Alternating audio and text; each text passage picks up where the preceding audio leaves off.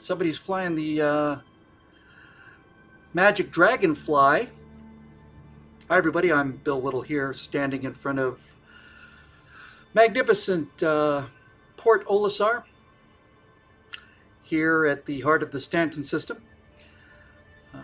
It's a nice place to visit, but I wouldn't want to live here. And I have no idea what the guy in that, whatever that was, the Dragonfly, was doing. Hey, check this out, because yes, I'm talking to you. Go. Go on. Go. Get out of here.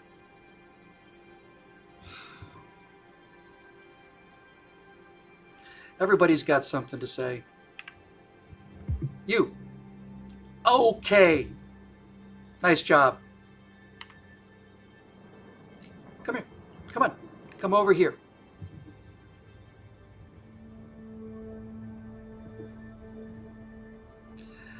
Still kind of moves around a little bit. It's not great yet, but it's, you know, it's getting there. Never know what could happen. Out here in the 4K world of Star Citizen.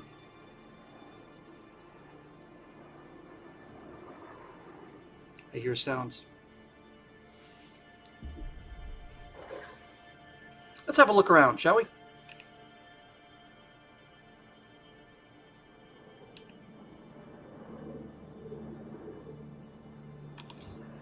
That's Crusader. Right over there, and somebody is flying around up there someplace. Somebody just kind of goofing off on some sort of little adventure. I don't know what's really going on. I just stuck here, wondering what the hell's going on, and kind of, you know, just curious about when I might be able to get the hell off of this damned rock. Oh, look, here goes somebody. Watch it, you knucklehead. Hey, how's it going?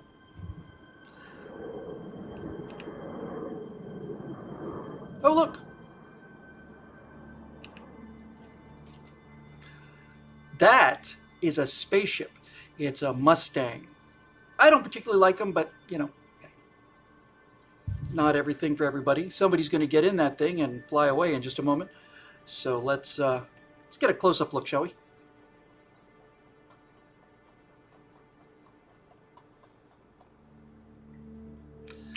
So, yeah, that way if somebody decides to, you know, come in and check out the place, we'll know what to do. So here's what I'm going to do. I'm going to recalibrate. Watch this. It's going to be absolutely amazing. We're going to do this. We're going to do this. We're going to do this. And we'll do that. Do I look any better? How about now? No. It's made me sad. Let's recalibrate again.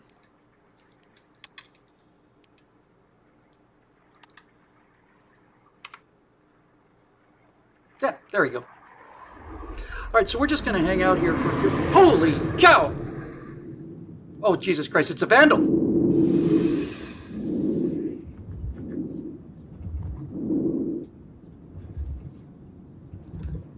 Now, obviously, if I was... I don't like the sound of this at all. Here comes somebody. Oh, check it out. Here comes a pilot. I'll just wave to him even though he's behind me. Yes! That's the spirit. Get up there. Fight these guys. Kick their asses!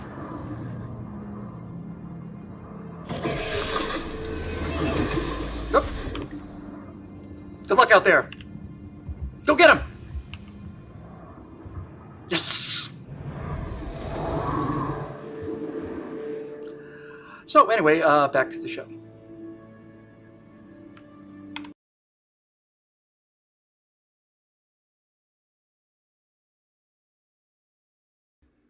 Well, now, that's something I just recorded a whole 19 minutes ago, something like that. Just live out there on the deck in Stanton, and I have mixed feelings about this because I did that live. I did it in. I don't care what Louder with Crowder is doing. These guys are 15 years behind the times. What you just saw is the future of conservative commentary. And the thing that's heartbreaking is just without any camera work, without any cuts, without any edits, filming myself, random stuff going on in the background, it looked pretty good. And the part that's heartbreaking about all that is if all of the stuff and all the money and all the stuff I've been waiting for and all the stuff I've been working on for years and years now, a year and a half, pretty much gone if you need it. So that's what you call a machinima, and that technology is built into the game now. That's the first time I played with it somewhat seriously. Yes, Sounds in Space.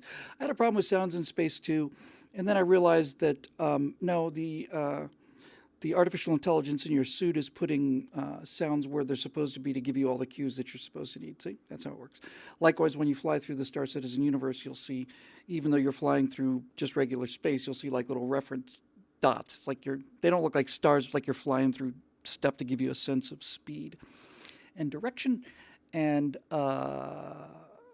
those are also generated by your flight suit in order to give you better visual cues. See how easy it is? The harder part is figuring out why the targeting systems, the scanners go all the way out to a whole 10 kilometers. Anyway, so yeah, I just shot it, and I shot it just in time to shoot it, transfer it, get it up into the Stratosphere Lounge, so I haven't had a chance to do anything with it. But the new release of the game coming out to the first wave of testers, the Evocati, I think this week, has got something pretty cool, and that's called character facial DNA, and what that means is that instead of that generic face, which is one of 6 or 9 faces you get to choose from, you'll be able to. My understanding, there's a little confusion about this, is you'll be able to pick 4 of many different faces you want to, slide them around and morph them. And so basically I'll be able to build any face I want to. And now I'm actually deeply conflicted because I want to get started on this stuff. And that just showed me one take, first time out of the gate, with self camera work and so on. I thought that was pretty good. So we're still going to go with at least at the very least, and I'm quite sure the more time goes by, we're going to do it in Unreal Engine. And the reason is because while those things look good, what I'm hoping to do with Unreal Engine is something like this. So I don't know if I showed this last week or whatever the case may be. I think I might have.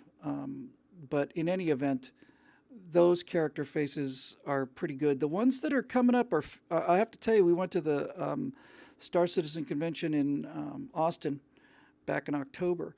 And when they were showing us the new stuff, the character stuff was such an improvement. I actually began to think, wow, what the hell are we doing all this trouble for? But this is the kind of thing that we really can't do in Star Citizen as a machinima, as the custom uniforms, and we'll be able to get the faces we like and stuff. Anyway,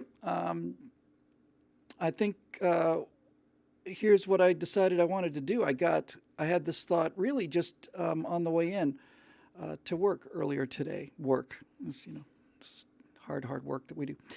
And here's what I was thinking we would do. In order to keep our name out there, we still don't have the resources to do the things that I want to do in terms of the storytelling. And even though that lip sync that you just saw is first pass, badly calibrated, and improving every release, including next release, which should be significant improvement. Still, things don't look quite up to the snuff that I'd like to do. But so the problem is, between now and then, when we get the money we need in order to do this, I've essentially produced next to nothing since October, and I had an idea that I thought would be cool, and that's why I picked some of the theme music that I picked tonight, which is long overdue in terms of having new music anyway. So here's what I was kind of thinking we probably would start doing. Now, obviously, there's a lot of our organization watching the show, and a lot of people aren't, but this, as I said, is going to be kind of a gaming Stratosphere Lounge show night, so if you don't like it, apparently you can catch the end credits of the Steve Crowder show. Now, here's what would be cool. Given the quality of what we just did, or the lack thereof, but the fact that we can actually do speaking, expressions, they're a little broad and so on. What I would like to do in the very near future, when I say the near future, I mean maybe this weekend, is I want to do little mini machinimas, but I don't want to tell the main story. I don't want to tip all the cards yet. But I thought would be cool though would be to do little kind of gag things. And the first one I would want to do is this. In the Star Citizen game, there are a couple of little racing machines. I should have gotten pictures of them. One of them is an M50, and the other one's called the Razor. And these are little hot rods. They're like dragsters. They're very, very fast. They're designed for racing, and they're very, very, very cool looking. Very cool looking. And I thought, okay, what we could do for the time being until we get, geared up here and ready to do the actual dramatic stuff is, I thought it'd be kind of fun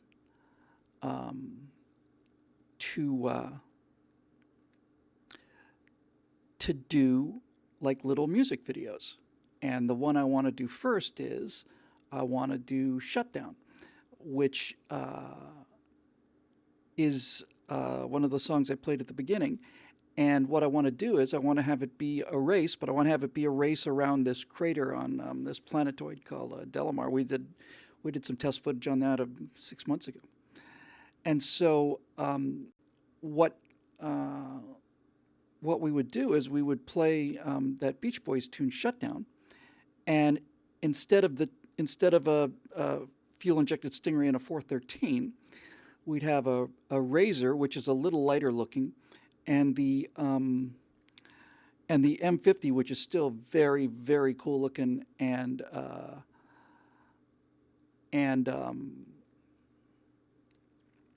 little tiny bit heavier. And so what I would do is we would shoot it as a race. We just have the guys. We'd have like a whole team of guys out there in their spacesuits going around the cars, at the beginning, getting ready, looking under the hood, that kind of thing. Get in there, shut the canopies down, declining numbers at an even rate. At the count of one, we both accelerate, and off they go.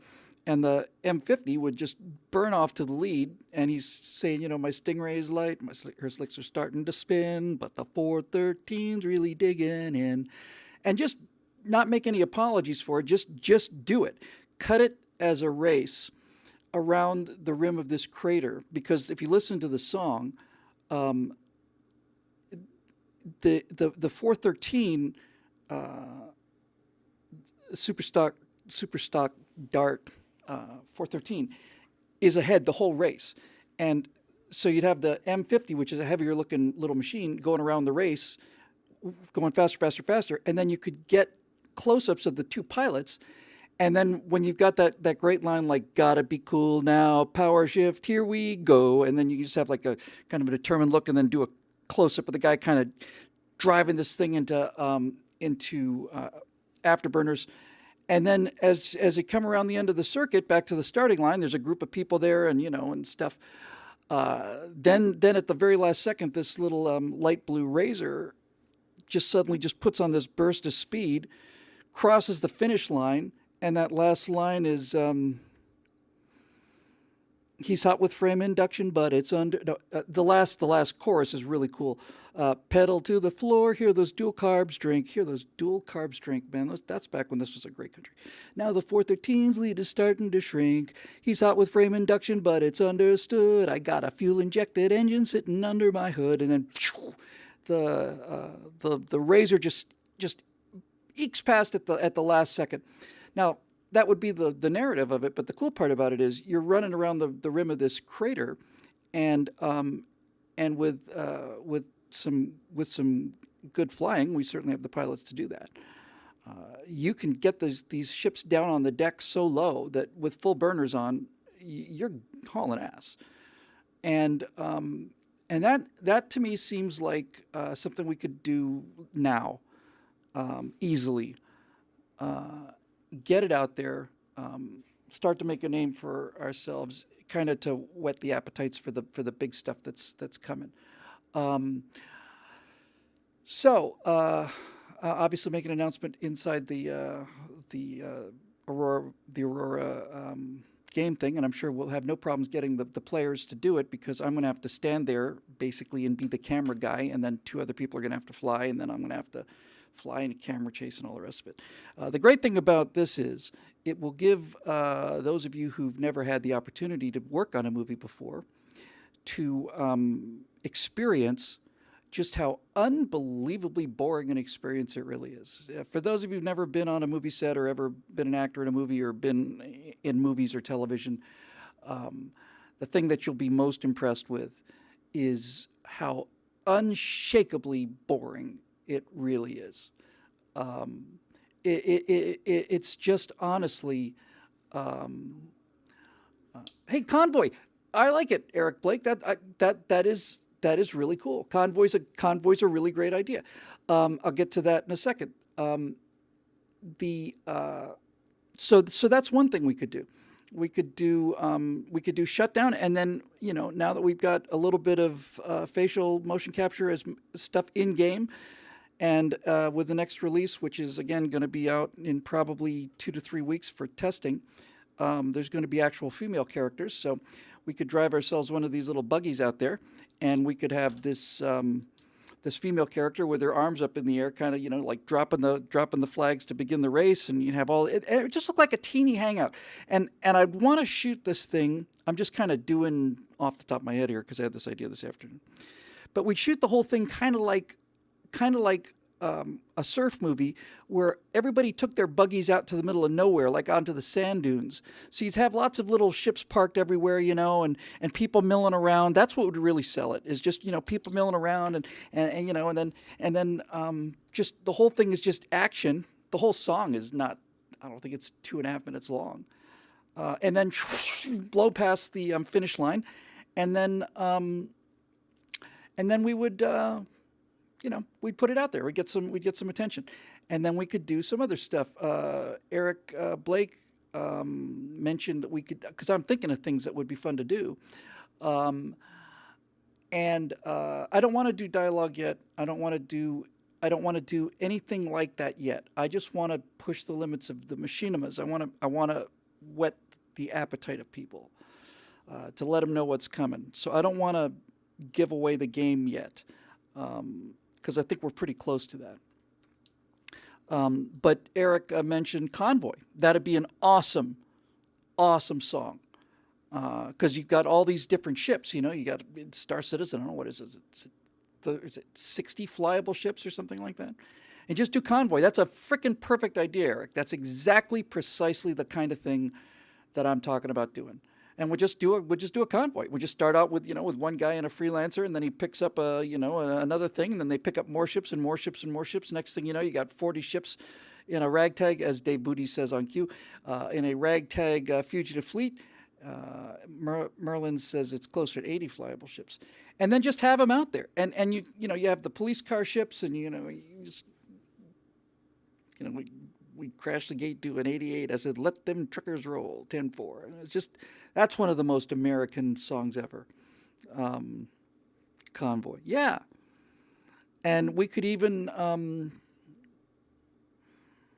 now that song, unlike the Beach Boys song,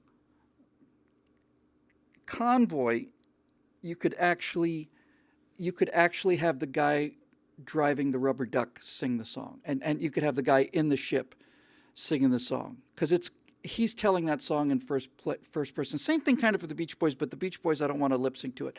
But having the song, you know, it's just fun, and we can do it now. And we don't have to give away anything. We don't have to, lower our standards on what I'd like to do in terms of the technology for the actual serious things. And I'll tell you another thought I had that would be fun, although not so interesting on account of you have to really be, you have to be this guy. Hang on.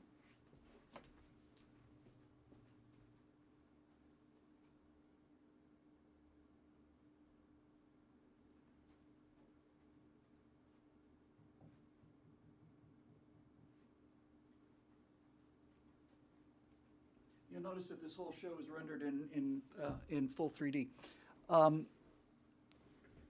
One thing I thought would be really kind of fun to do would be to do the scene from 2001: A Space Odyssey, where they take where Haywood Floyd takes the moon shuttle, the Ares moon shuttle, the round one, and lands on the moon. And when I say recreate it, I thought shot for shot recreate it. There's a moon in Star Citizen called Cellin, which looks a good bit like the moon, and the only way that this would work, you'd use the Blue Danube, obviously, but the only way it would be interesting would be to match it frame for frame. So you would just recreate all the shots. I was thinking about the ship to use for that, and I was originally thinking we use a Freelancer, but the ship to use for that is called a 600i. It's a luxury.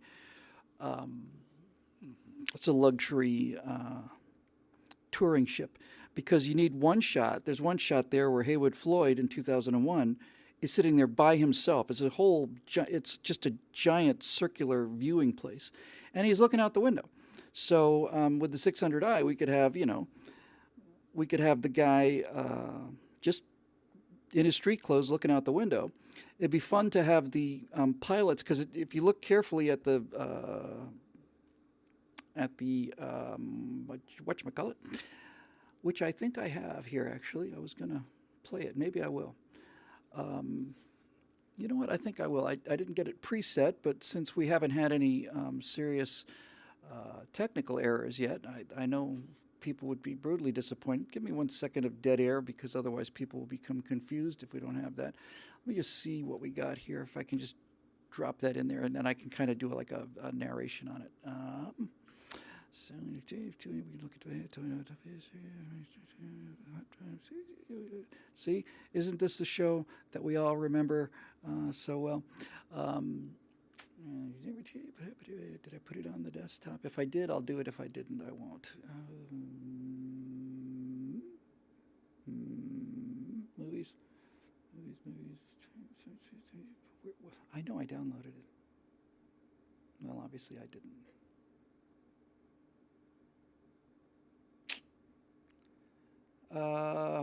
Hold on. Yes, I did. Okay, so excuse me for one moment while I return you just for a moment to the Star Citizen intro. No, I can't even do that. I'm just going to have to do it live. So stay with me here. Hang on a second. It's just a pain in the butt, and that's all there is to it. So we're going to make ourselves a new scene, and we've done this before. And we'll call this 2001. Isn't this fun? Hey, stay with me. And now we're going to add the file. Hang on. It's on the desktop. Should be easy. Should be easy peasy. Desktop. Hang in there, gangaroos.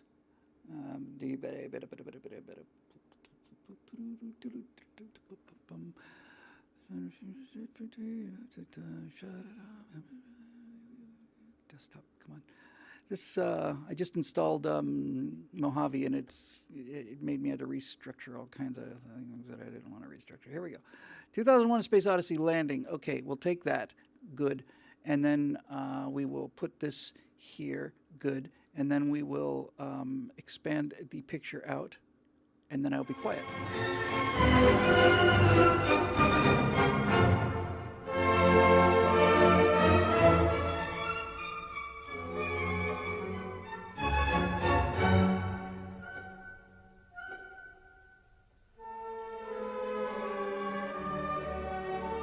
And then I'll be on quiet again.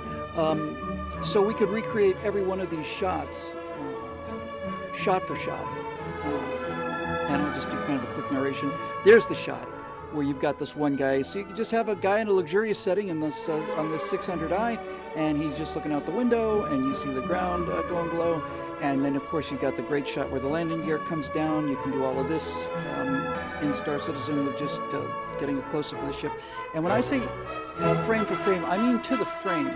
It's got to be just absolutely to the frame. And that's not how we do it. This is a 12-second shot, or no standing over. 5-second shot, and you got a shot of him going down, and just recreate the whole thing. And it's just, I mean, this is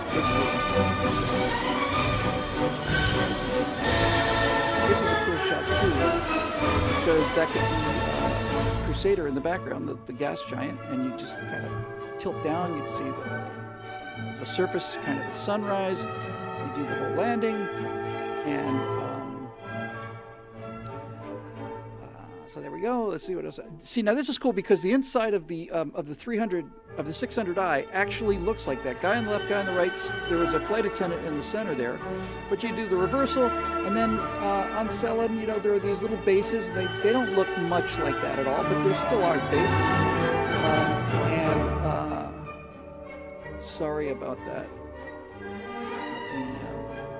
I got the message from Mr. Scott out late, so latify. How's that? Is that better? So anyway, and there's the far shot, and you'd have a couple guys on the moon, you know, doing those exact motions, pointing. For this one, you're stuck. You just have to. There's no opening pie chart base. You just have to, you know. Just have to eat it, I guess. But yeah, it could be done, and it'd be fun, and it'd be in. And then now there's one other thing. I turned the music down. I thought people were being funny. Not Levski. We'll do this one on Cellin. Times Jev, you miscreant. No, Cellin is better. But anyway, you do all these gestures, do the whole thing from the inside of the cockpit. You see the thing going down like that, and you just do the landing. And, of course, the best part is the landing gear compression at the end. That'd be cool to put in a little something there. I might just use that actual footage right there. Here it comes, here it comes, here it comes. And you'd have to stop right here because there's nothing after that.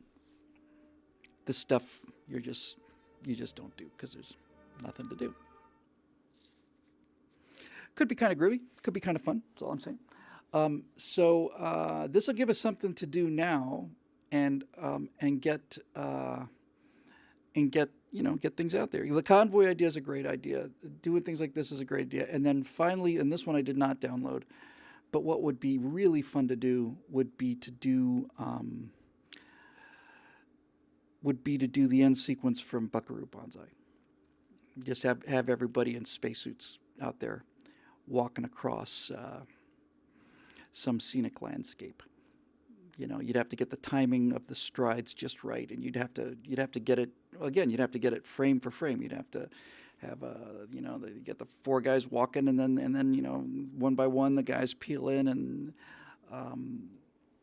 yeah, this is Roy said choose a newer song, one to get the attention of younger people. This isn't for younger people. The whole thing that we're trying to do is for younger people. This is a kind of an in joke. And also more of a test, really, more of a like a production test, just to practice on the editing, the music, and get a bit of a name for ourselves, so that when we actually come out with the stuff that's done in Engine, I'm sorry, in Unreal or whatever, then we will be in glorious shape. Um, so there's a bunch of things that we can do like that. Um, so yeah, I have to tell you, I was really pretty shocked at how much I liked that Star Citizen opening. Um, Given how I just at 5:30, I thought, oh crap, let me try. I was going to just try out the thing. I brought the 60 frame per second webcam, which helps with the facial motion capture, and then. And then when I saw it up there, I said, well, hell, what the hell? Let's just record it. And then when I thought about recording, I said, why don't we just record the opening to the show? And we got it done with about, well, we were 8 minutes late, but what else is new? Anyway, so we're gonna need actors and extras and things like that. And honest to God, it is just horrendously boring. So prepare yourself, but at the same time, it's really fun, and it'd be great for me to be the camera guy, and we would do it. The fun thing about this, actually, that is kind of neat, is doing the machinima is pretty much the way you would do an actual movie. Literally, you would have, and when I say literally, I mean literally. I don't mean figuratively. I mean literally. You'd get let's say I go there as I'm not talking about role playing now. Bill Whittle goes to gets a Star Citizen session going with some of the regulars, and we go to a location that might be scenic. Let's say we go to Grimhex, and we got 8 people, and we've got them in the costumes that we want them in, and we do all this other stuff. We have people doing stuff in the foreground, and then in the background you got people just walking through the shot talking to each other, and now we just do all those other things and so on. So yeah, it really is a hurry up and wait. It's like, okay, let's try it again, and action, and okay, to background, go, and oh, well, guess what? Something glitched, or somebody, back again. Let's everybody go back to 1. Here we go. And then you just do it again and again and again. But when you edit it and you put some music behind it, it's actually pretty cool. And what would be fun would be during the show today. See, you may have noticed in the Star Citizen thing that that there are a bunch of, well, what the hell? I mean, I said this was a gaming show, so it's a gaming show. So if you don't like it, you can just kiss my astronaut butt. Here's what we're gonna do. I'm gonna run that Star Citizen thing again. I'm gonna turn down the awesome volume, and then the brilliant comments. But I am gonna do like a little play-by-play, like I just did with the 2001 thing. So. Let's have a look at that again, and I give you just a couple things of what I'm talking about here in terms of problems and potential solutions, because we can get stuff out the door now, and that would be kind of cool. So let's look at it again. I'm going to turn down the volume on the that I recorded live, and then we will. I'll show you what some of the potential problems are. Somebody's flying the. Okay, so I've just turned the magic dragon in. fly. I can't hear this, so I have no idea what the balance level is. I'm going to just turn what I'm saying live way down so that you can hear me, and hopefully it'll just be a background thing. Okay, so just looking at this stuff, hey, there's somebody going across the top, but you can see it's kind of a little jerky the way that moved along. I threw the background out of focus just a little bit for some depth of field. But this is this is like the very first location you find. There are a lot more interesting locations, and one of the things is going to be, oh, see, now watch, this is what I'm talking about. These things are pre-recorded motions, and our friend Foghorn here, who, if you happen to be watching live, is one of the 2 people who you probably, could borrow money from until he gets to know you better. But in any event, if you watch these, see him skid around there, see him slide. So they haven't got this fixed yet. They're working on it. But what's happening is that's a pre-recorded motion capture gesture. That's me turning my head around, looking around with the mouse. I'm just character standing there.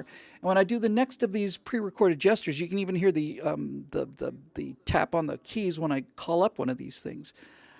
When it does it, it goes into it shifts slightly. It doesn't. The transition in and out of these pre-recorded things is bad, and that's a real problem, actually. It's a pretty real problem. So let's just watch a little bit more. This camera move that you just saw, you will never see in a final product, and this is how we're going to make these things look better than. So watch. Point, freeze, slip, point, freeze, slip, point, slip. That's me looking around. Not awful, but until they can get those motions smoothed out. And that one, for example, the reason that the camera moved was because the camera is attached to this guy.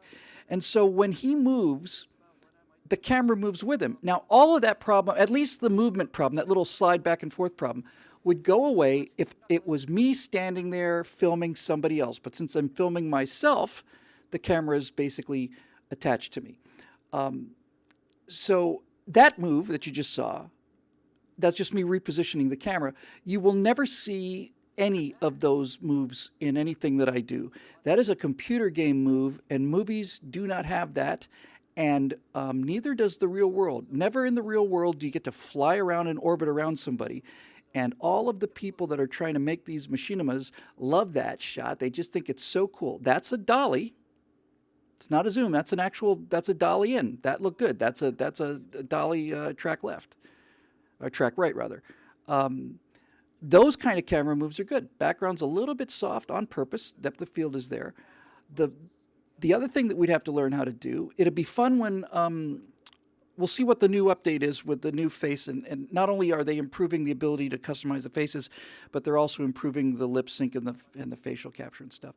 But again, this is completely uncalibrated, and I suspect that what we're going to learn is that we're going to have an acting style that's just bigger than what we're used to. But all things considered, man, I have to tell you, man, woman, ladies, gentlemen, boys and girls, and that was fun. But now watch this. See, when I turn, after you turn about, 20, 30 degrees, the camera pivots. Now, if it were me standing there filming a second person, they could turn all the way around. I'd see the back of them. So that, again, is a big improvement. That happens to be a regular player in real time. I have no idea who it is. He's getting into a ship. I'm doing a couple of the animations, but watch, see, there's the fist pump, and then good, and then right there. There. That's got to go, but we can do a lot of that with editing, and they'll smooth that out too. So, there we go. It worked out pretty well, actually. So anyway, you can see that there are some real prospects. And yes, it was actually not a space burp, Dave Big Booty. Thank you for asking. I had bound they're called emotes, and I got, once again, you can only imagine my surprise to say that I got sidetracked. Foghorn, who is live here at the recording of the Stratosphere Lounge show, actually won a contest that we saw when we were in Austin. There was a contest to see which new motion capture emotes. These are anywhere from 2 to 3 seconds to maybe as long as 17, 15, 14, something like that. But Foghorn actually won the contest to have new emotes done. Was it 6? And during the convention, Foghorn went over to the motion capture area and directed the actors, and he basically did a bunch of new emotes. So those presumably will be included in the next release. And I want to say that when there 7, thank you. When there are When they're included, I would guess there's probably on the order of maybe 30 of them. It just off the top of my head seems about right. But here's the problem, and this is a real problem, and I don't know what to do about this yet. There's no way in the game yet to do things like have a person reach out and touch something. They can point to something, and if they're standing in the right position, but you cannot, in other words, you cannot get any of the body motions. You can only get the pre-recorded motion capture emotes and use those. Now, the more of those they get, the better it works. When we get to the work we really want to be doing, we've got motion capture suit here, and we can do whatever we want to. But until then, just between now and releasing the first of these actual videos, using the existing emotes, we can probably do a pretty good job. There was that one time, which you may remember just a second ago, when I was turned around, I'm looking at the planet, and there's kind of a side shuffle. That's called an idle, and idles are great because nobody ever really stands completely still. But I'm really excited because, like I said, I just did it half an hour before we started the show. And while I do not want this to take the place of what we're going to eventually doing, although for God's sake, you want to, there are times when I think about, my God, how much work it would save. How much work it would save. But you've still, I don't know, I still think a big part of the appeal of this is making them better than the game. They got to look like cutscenes, so we're going to stick to that plan. But as an interim thing to release finished product, that'd be kind of cool. So anyway, that was the first 51 minutes of our program tonight, and I thought it was a lot of fun. JC2K says we need women in game first. You're absolutely right, and they are coming in about 2 weeks, 2 to 3 weeks. The next version of the game to be released, 3.5, is going to be, well,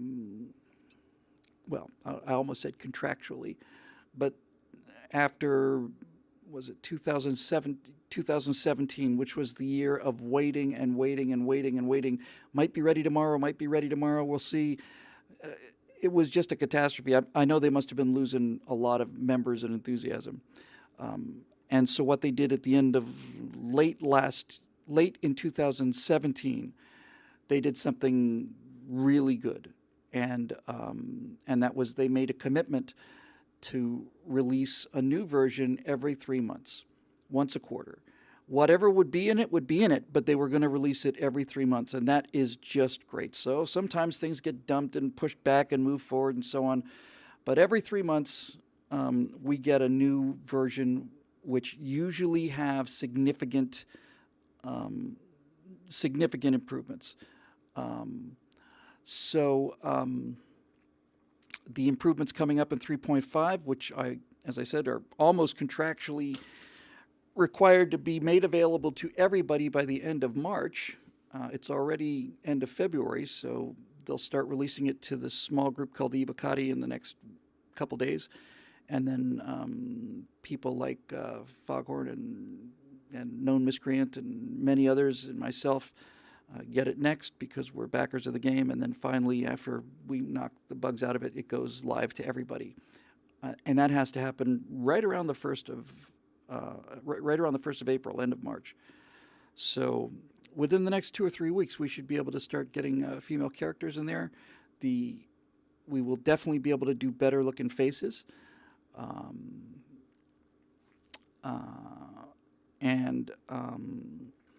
With the women and stuff, it'd be great. Now, all I wish we could do is customize. If we could customize the suits and the ship colors, we'd be in damn good shape. Anyway, all right. So that was actually a lot of fun. And those of you who are either watching on YouTube or have no idea what we're talking about, I completely understand. However, if you happen to be one of the people who are members of the Stratosphere Lounge community and also of the Star Citizen Aurora community, you can go to aurorarepublic.space, see what it's all about. You don't have to know the game to to play the game, you don't have to be a pilot. You don't have to be any of those things to have fun, and even you know, anybody can walk through a scene. Um, did I mention I saw? I don't think I mentioned it. I saw, yeah, I saw Alita, Battle Angel, um, and a couple things about that. First of all, I was really looking forward to it because it had that kind of, robotic, kind of sexy, dark future that I've been doing renderings of for well over a year now. Um,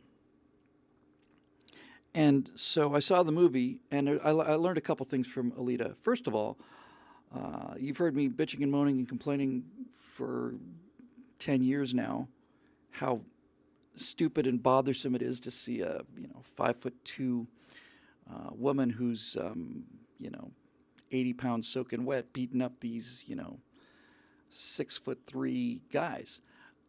And to be perfectly honest with you, I did wonder, is that part of it just like me just being an old fogey and just not being able to buy the whole idea? Well, in this movie, this young teenage girl beats the snot out of people, and I loved it. I thought it was great. I liked her, and I was on her side. So it turns out that my criticism of this is, in fact, legitimate criticism. If it's a robot or a superhero or something like that, then knock yourself out. Not only am I not going to object to it, I thought it was cool. It's just when you try to convince me in real life that this kind of thing happens. But aside from that, it was just a not a good movie. It just wasn't. It had potential to be, but it was very. The lead guy was just, he's supposed to be kind of this street sort of, kind of tough, and he looked like, he looked a little too Pillsbury Doughboy for me. But the problem with Alita was it is also, and this is something important, believe it or not. Alita Battle Angel reminded me a great deal of Ready Player One. And James Cameron's the producer of this, and Roy Hamill says no 5'3", 90-pound girl can beat you up. Absolutely right, Roy. But a cybernetic warrior with a nuclear power plant for a heart that could run the whole city, I bet she could do it. But the problem with Alita is the same problem as Ready Player One, and that is that it's just way too sterile. It is James Cameron's, and I hope for a little better out of Rodriguez, but he's just too mainstream. Cameron and Spielberg's view of what the internet. I just didn't like Ready Player One. Visually, it's spectacular, but I remember where I was going with this. I remember when I did a segment on Ready Player One. There was a scene where you go into this oasis, into this universe thing, and everybody has their avatar, and the avatars are spectacular, and it's really cool, and lots of little in jokes in there, cool little things, the Lost in Space robot and the Batmobile and all that stuff, and you see them walking down this hall, and I remember thinking, well, now I know it's not a computer game because nobody walks in computer games, everybody's running all the time, and since this is the dork episode, and I'm going to not be ashamed of these kind of things on this particular one, this is the thing that destroys the realism and the immersion of games, Star Citizen especially. You can tell in Star Citizen that in the room there are people walking around and moving at a normal speed, and those are not real people. The real players are running full tilt as fast as they can to get from point A to point B, and no matter how hard I try to not do that, I end up doing it anyway. It's unbearable. Nobody wants to walk down a corridor and take 2 minutes to get to their ship so they can take off, when they can do it at a dead sprint in 30 seconds. But it's the fact that everybody's running that ruins the the experience. So this is one advantage to making movies. In the little machinimas that we're going to do, interim machinimas, we'll just have everybody walk, and just having them walk, just that alone makes it look a whole lot better. Otherwise, we just go as fast as we possibly can, and so you see people running here, running there, running. It's Foghorn says he often walks in Star Citizen, but that's because he's retired now and his cartilage is mostly gone. And I was wondering what the hell you could do about that, and I don't really know. But anyway, so Alita was just very sanitary and sanitized, and I did a right angle on Oats Studio, which is Neil Blomkamp's experimental theater thing. And I cannot recommend this highly enough, even though I find Neil Blomkamp to be just a really nasty, un-American, D-bag. But he's doing stuff in the Unreal Engine, in the Unity engine, which along with the Unreal Engine are the two primary real-time graphic engines that are available to folks like us. And he's doing photorealistic work in Unity. And the reason I think he's interesting is because in an interview he said that the future of entertainment. I'm coming off of watching a couple of silent clips from the last Academy Award nightmare, and Blomkamp said that. That the future is going to be a melding of movies, television, and video games, and he's absolutely right. And if you get a chance, I cannot recommend this highly enough. Just look for Oats Studio, OATS. He's done, I want to say 5, but at least that many. 1 episode, 2 episodes, or 3 episodes of 5 different science fiction short series. And they're awfully good. They're really, really, really good. There's one called, what is that damn thing called? Let's consult the Wayback Machine. And I can't see the comments just yet, but I will in a minute, and then we'll go get some questions and we'll call it a night. But does anybody know whether or not Twitch automatically pulls files that are copyrighted the way that YouTube does? Because I'm hoping that they don't, because I want to do the Beach Boys thing, and I don't want frickin' YouTube. It's not going to be on my channel anyway, but still. So Oats Studio.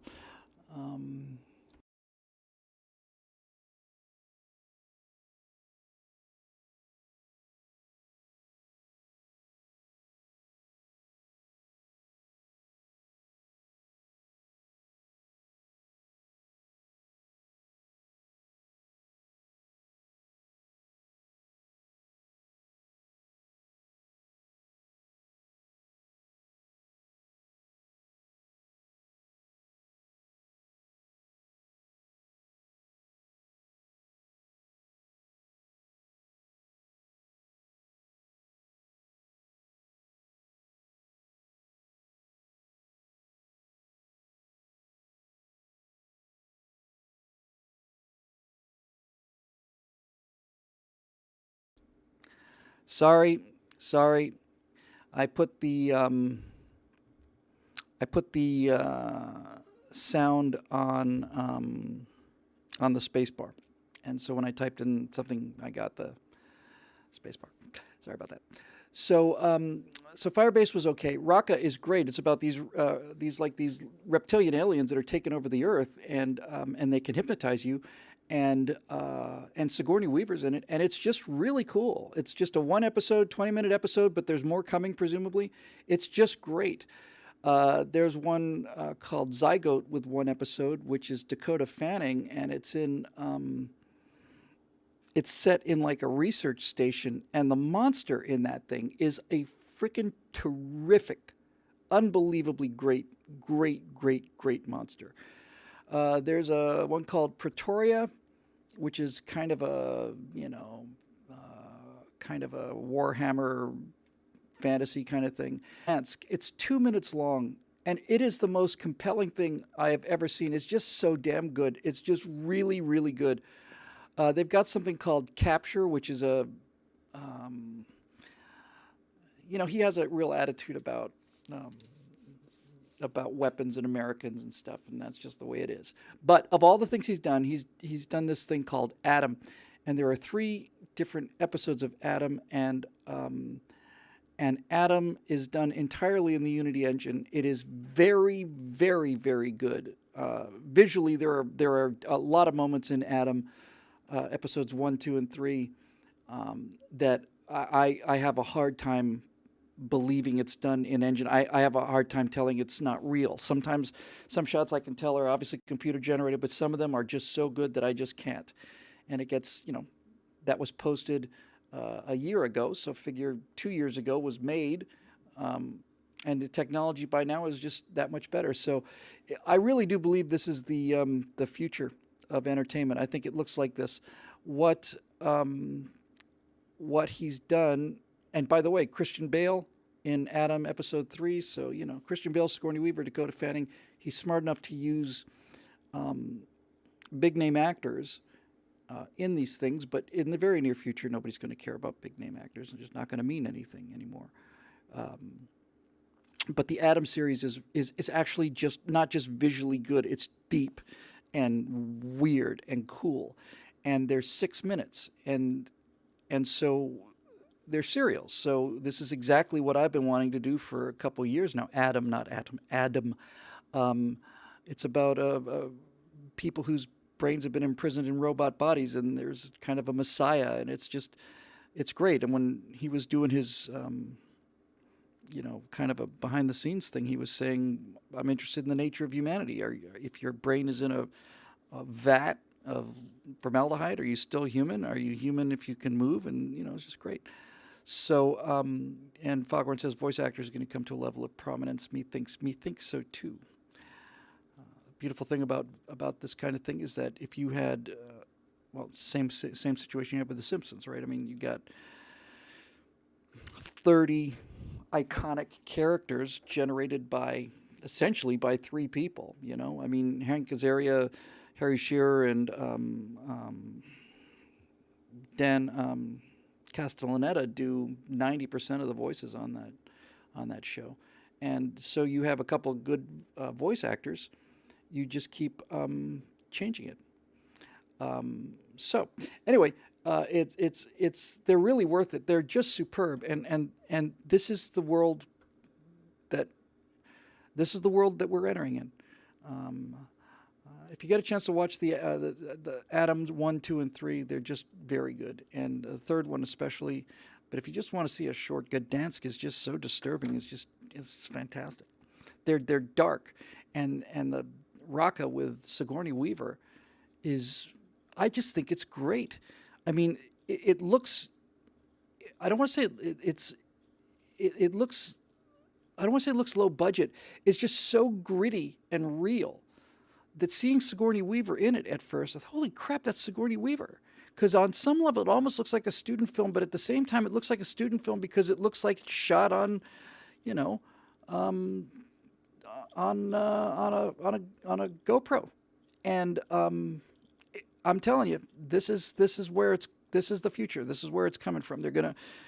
We're gonna do it. They're gonna do it. Everybody's gonna do it. We're gonna put these things together, and we're gonna release them. And there's gonna be you'll have a series of season 1 will be 10 episodes, 6-7 minutes each, maybe 12, and you've got a movie there. It's just not all at once, and you just binge watch it. So I am feeling very much like I'm in the right place at the right time, and I have to tell you, boy, after the last year and a half, I have had moments of exceedingly large doubts, but the more I look at it, the more I believe it, and that rat bastard Scott Ott has actually made the website look like it's going to work and probably saving the company. We actually have a bank account. I have a bunch of envelopes on my desk here of people who've made donations. Some of them are for $2, which is probably not going to get us a long way in terms of the budget, but is a big indication of how much people believe in this idea. The writing on Oates, Edward Smith asked, and the writing on Oates it's excellent. It's just excellent. It's not over the top. It's not like Ready Player One. It's just real, gritty, and if you, I would say definitely Rocca for the writing.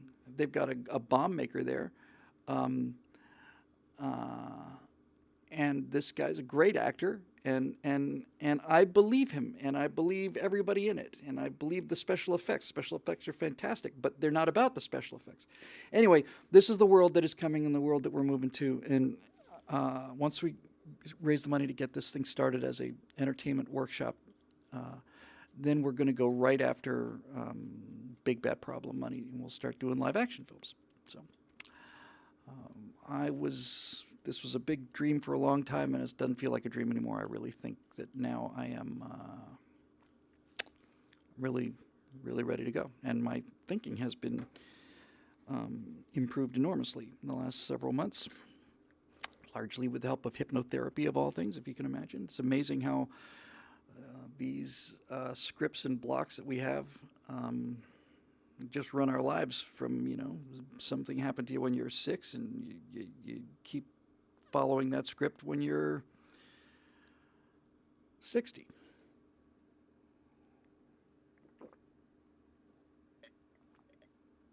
So I had to get a lot of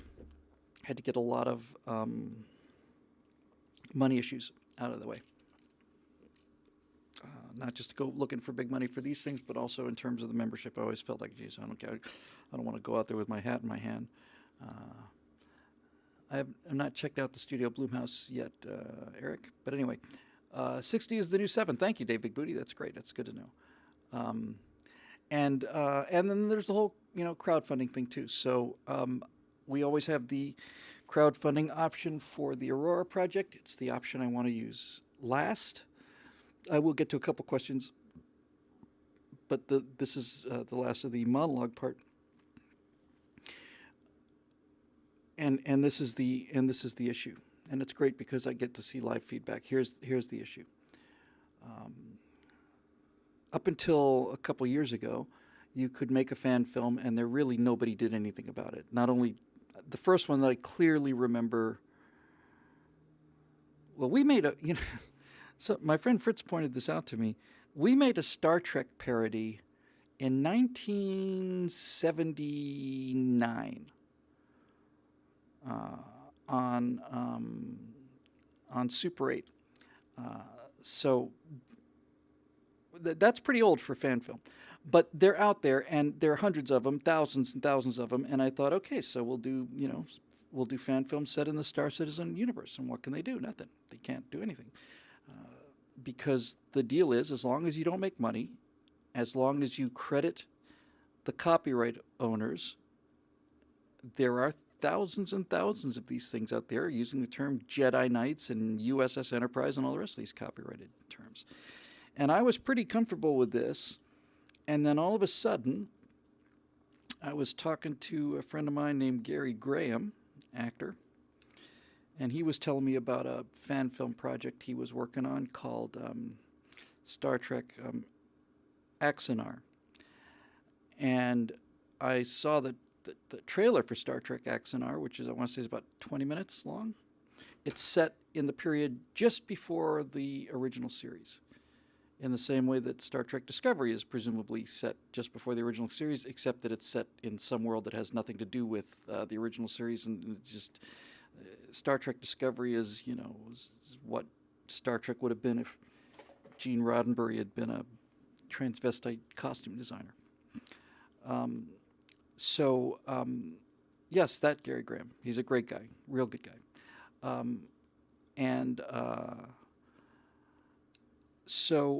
Gary told me about this this thing he's working on. He's playing a Vulcan in it again, and I saw this trailer called Prelude to Axanar, and this was just about the same time that they were starting to get production going on Discovery. This was 3-4 years ago now, I guess, 2-3 years ago, something like that.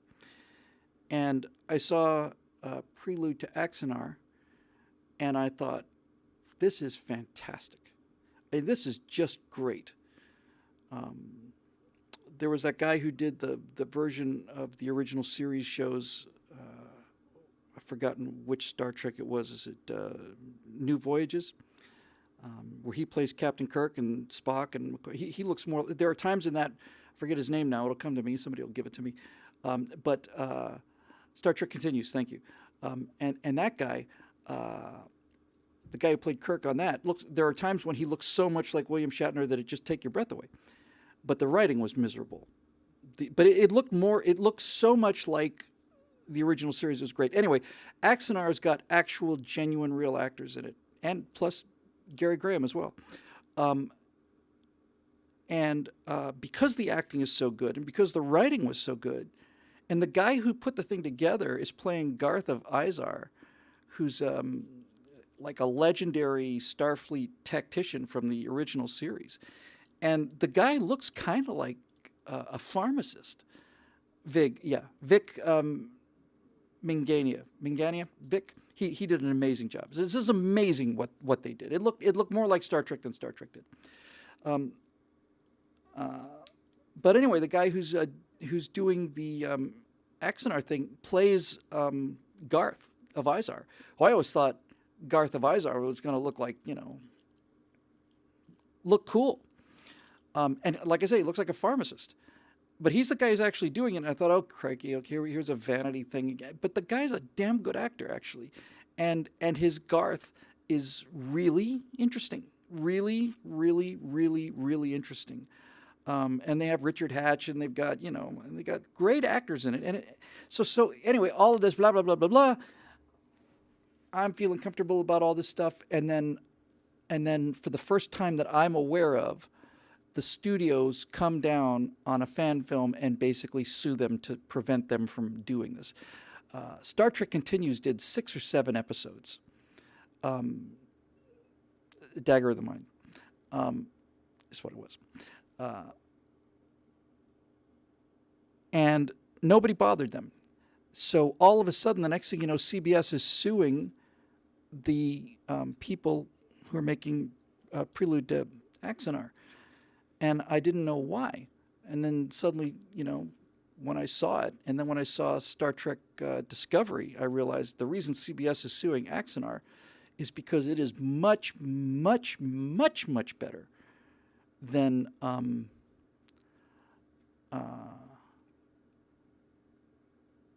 Discovery. I'm just reading here. Cody MacArthur says Star Trek Continues dude is being falsely accused of all sorts of things, lost every job he's had. Really? Vic, what's his name, was falsely accused. He seemed like a really cool guy. His scripts were a little progressive. But anyway, so Eric just points out that it's back on. It is. Axanar's back. I saw the guy who's doing Axanar. I saw it this morning. He did an update. They're delivering their patches. They're going to do another raise. They're going to have a 4-day shoot. And they've got the Bridge of the Ares. It's a ship that just precedes the Constitution class Enterprise. And so they're getting ready to shoot this thing, so they're back on. But I know that they lost 2 years, and they lost a lot of money. He said they lost a lot of money, and he had the courage on this video update, the guy behind Axanar, to say, we lost a lot of our donors' money in lawsuits against CBS because CBS tried to shut them down.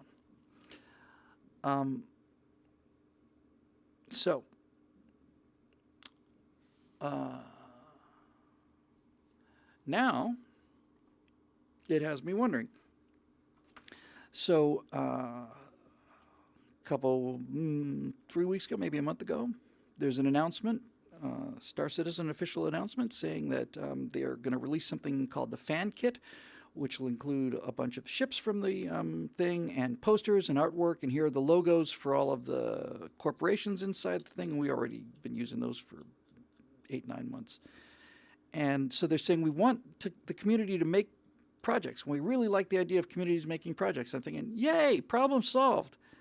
And then they say, but we would like you to have this little bug on it that says made by the community. And I hate that term. I'm not just not going to use it.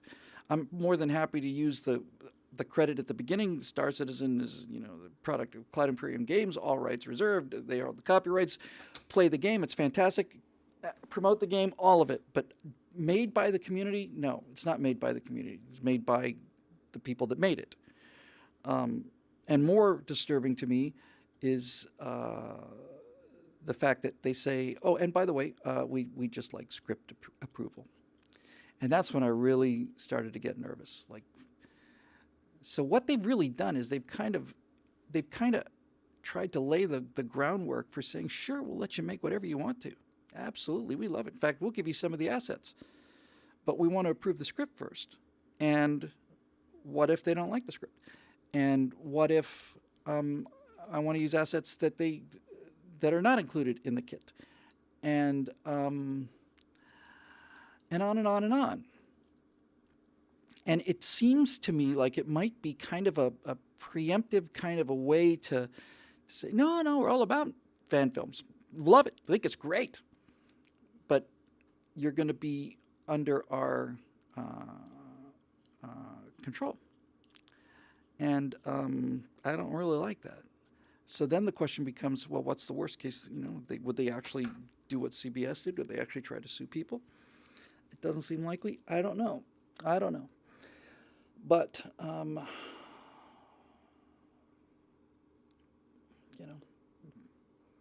we'll see. I figured out a long time ago, obviously I'm not keeping this secret, but I'm not exactly putting it on Facebook yet either. So I think the plan is to go ahead and just proceed as if, I think I'm going to go with I would rather ask for forgiveness than permission. And here's the worst case scenario. And I really mean this. The thing you just saw, the Star Citizen thing you just saw, the game is amazing. It's amazing. But and Chris, if you're watching, because I know you must be, but the writing and the lore, the background of the game is terrible. So it's been public Aesop. It's not like I've been hiding it, but I'm not really pushing it wide yet either. So the mechanics of the game is brilliant, and the work on the ships, the ships are fantastic. The suits are great. The landscapes, the planets are fantastic. I've had some amazing experiences, watching the sun come up on planets and racing dune buggies, unbelievable experiences, and made even more memorable by the fact that I had a wonderful time despite the company. But nevertheless, they were really great.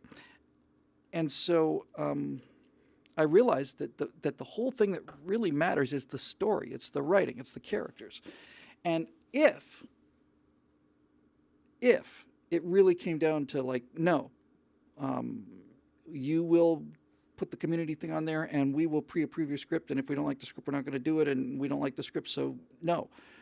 Then I think you basically just say, well, they tried to do it with Star Trek, and all it did was it cost them a lot of fan support. But my ultimate fallback situation is, if I have to, then we'll make these videos about a universe called Citizen of the Stars. And we won't go to Planet Hurston. We'll go to Planet Houston. And we won't use their ships. We'll get model makers to design our own. And I don't think it's going to come to that. I really don't. And these are things I worry about sometimes, because sometimes you have to worry about things. What the hell, by the way, I'm just curious, what was Vic accused of? Because I know when he folded the show, he put so much time into it. The guy who did Star Trek Continues. I don't know anything about the guy personally, but I admire him enormously. It's just a dream of his for his entire life, and he just did a brilliant job with it. And now I know they closed down the thing, but I got the feeling that he was just out of ideas, didn't want to. And now everybody in the comment section is saying that this guy Vic, who I admire very much, is been blackballed and accused of all of these other things, fired by everybody, being accused of of kissing people consensually. Okay. Sexual harassment allegations. Okay. Okay. Now I'm interested. Hang on a second, folks. I got to just follow this link.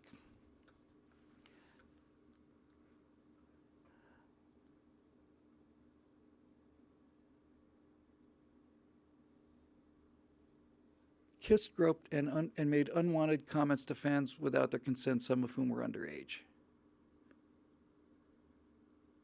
Okay. So he's being accused of sexual harassment. He categorically denies them. All right.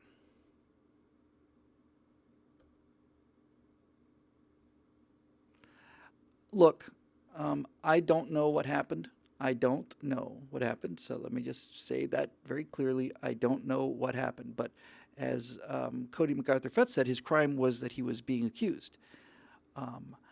And having been accused of being a racist and all the rest of this stuff, I am sympathetic to Vic no matter what he's accused of. I'm sympathetic to anybody who's been accused of this stuff. And when when these companies do this kind of, we've cut all complete ties, we had no idea, not the slightest idea, we just wish he would die of cancer. I'm not impressed by any of that stuff. You say he won't sign anime gay porn. I don't understand what that means. He wouldn't. You don't get blackballed for not agreeing to do anime gay porn. The fact that he's an open Christian is a lot closer to what I suspect is going on. Okay. So, well, if somebody could just clue me in on this. If Vic is a Christian and if he's being criticized and being run out on a rail because he's a Christian, then I want to talk to the guy. I want to talk to him. I respect him enormously. And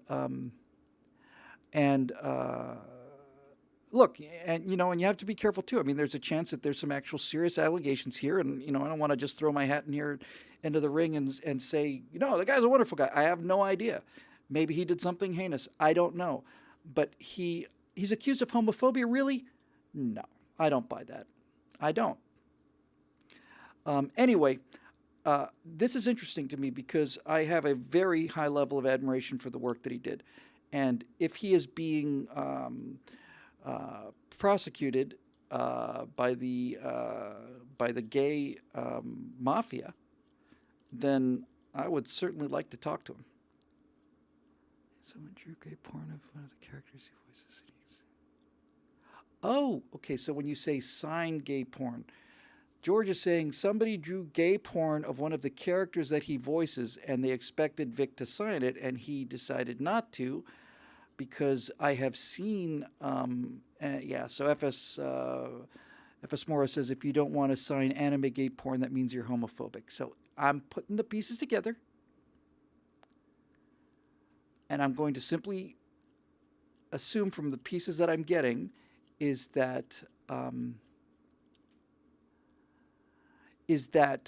he was a voice actor in some anime, a fan-made drawing of, back in the ancient days we used to call this slash. Slash is like just a very sick kind of fan fiction where it's Kirk / Spock having a romantic relationship, or Harry Potter / what's his face. So if somebody says, "Hey Vic, here's a gay pornographic picture that I drew based on your character. I'd love to have you sign it for us," and he says, "I'm sorry, no, I won't. I don't really want to be a part of that. That's not the character that I play, and I find this distasteful." therefore burn him, then that's telling me that that this guy that I need to talk to him. Not that he needs my help in any way, but okay. So yeah. If anybody knows how to reach him, I'd like to talk to him. And I don't need to talk to him on camera. I just like to talk to him as somebody who's been slandered this way. I know what it's about. Yeah, Vic Mignogna. I had no idea. Poor guy. Does anybody know if that's why they shut down the Star Trek thing? Because I think that must have happened afterwards, right? Okay, so I'm seeing more and more of this. I see exactly what's happening. I don't know why. I guess it's because I guess because I work for you guys. But I mean, I've had people cancel speaking engagements when they heard about what a scientific Nazi I was. But I've never had any of this stuff happening to me, and he's suing him and he's fighting back. Well, this is yet another case of the left whipping the horses of their own destruction to head over as fast as they can over a cliff.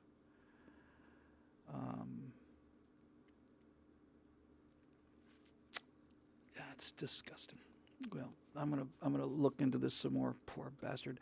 And by the way, I know what he's going through. I mean, I really do. I don't want to sound like I just when you see your name on the LA Times and the Charlotte Observer and the Chicago Tribune, and there's a picture of you and it says this guy's a racist. It's a special feeling. Special feeling. I'll start looking for the YouTube videos on him. All right, so look, it's 7:30. I'm a little tired. I know I haven't done anything yet. Let me do like 2 questions. It's been kind of a fun night, and I don't want people to be upset about not getting to questions, but we're not going to get to too many questions, so don't be upset. In fact, I might just get to one. I'm really quite tired, and there's a lot of things that I would like to look into. So let's see what's going on here. We'll take 2 or 3. I'll go through them as fast as I can. And then, you know what? Here's what we'll do. We'll do this next week as well, okay? How about that? We will make this a one of the 2-parters that we have not done in a long time. I think we did a 3 or 4-parter once. So I will, how about if I take these questions next week?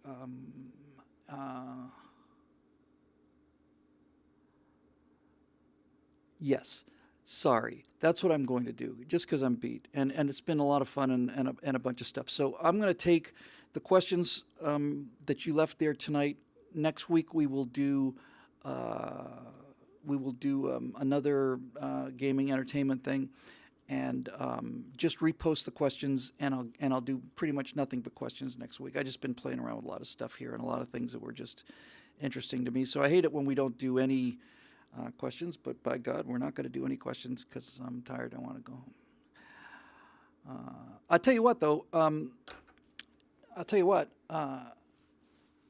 If you have any ideas about what we can do for machinimas, not the big scripted stuff, we've pretty much got that, working on for a while. But I liked Convoy. Any other ideas that you think might work would be great.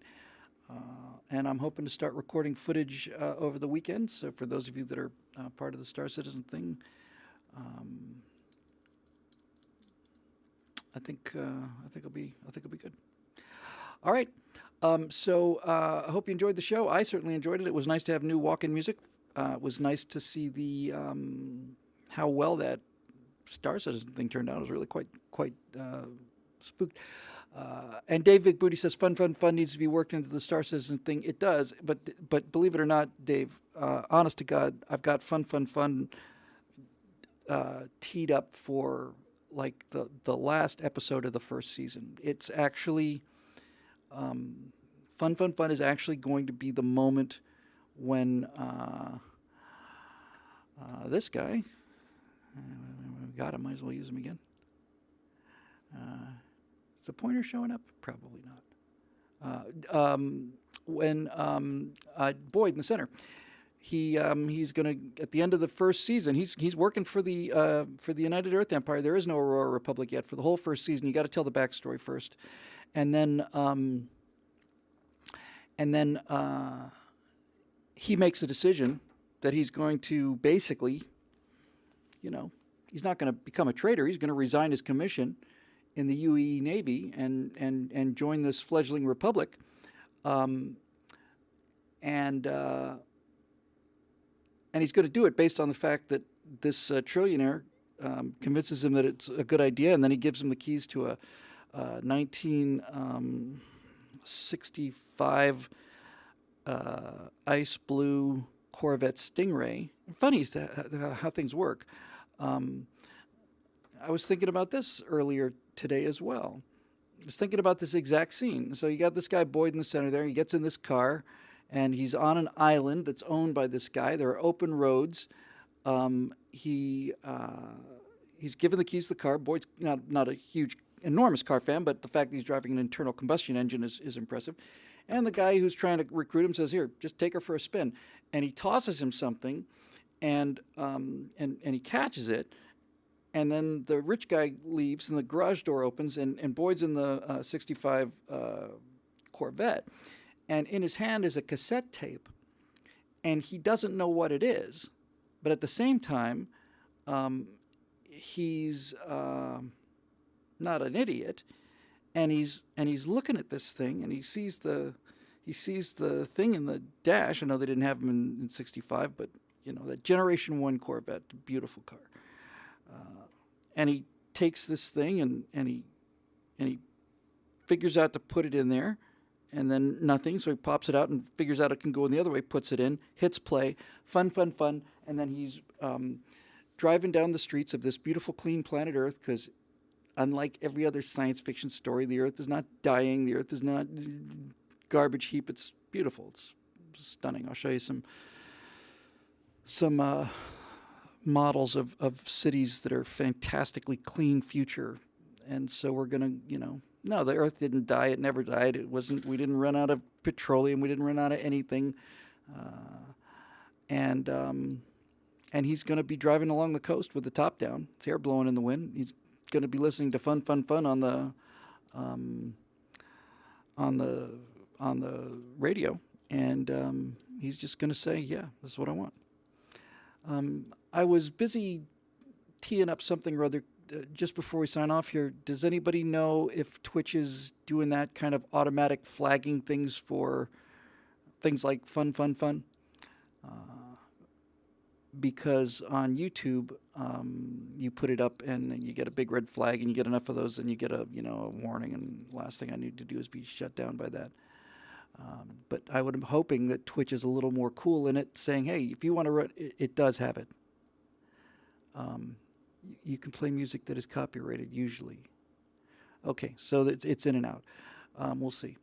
Look, I'm not making any money off of it. It's not like I'm taking Beach Boys' money away. Yeah, we'll do a test. But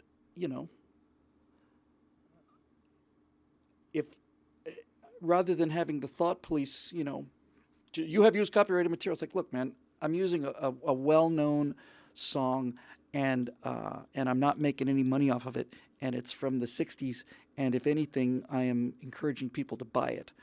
So, we'll see. Same thing with I Know a Place. I've never, ever been able to use that song, not once in 200 and how many ever episodes.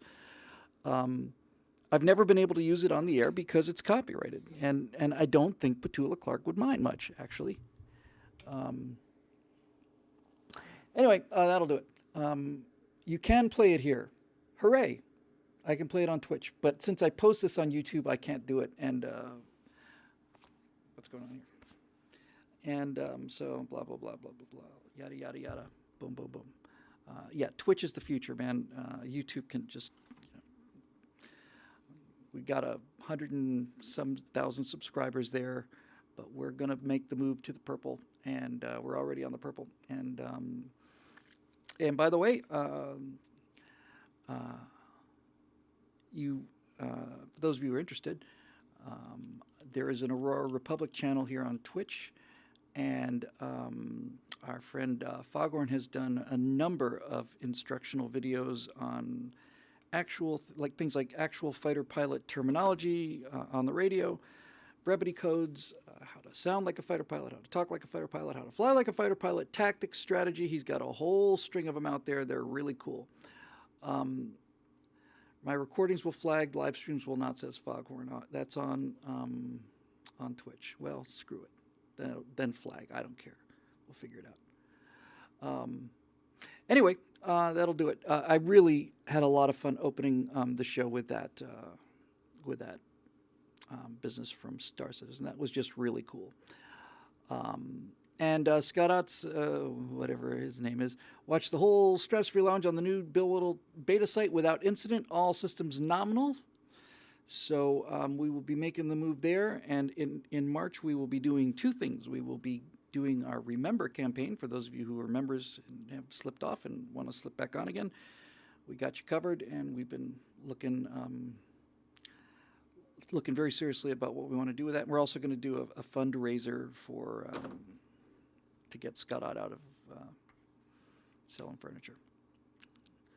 That's going to cost us literally hundreds of dollars. All right.